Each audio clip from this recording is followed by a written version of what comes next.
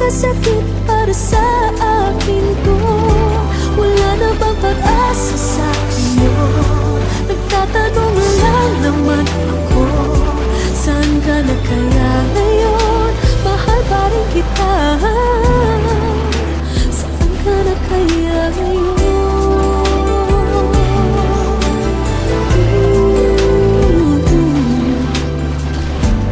Hanggang ngayon sarili pa, sulat na sa aking digmaan. At ang puso ko ay umasa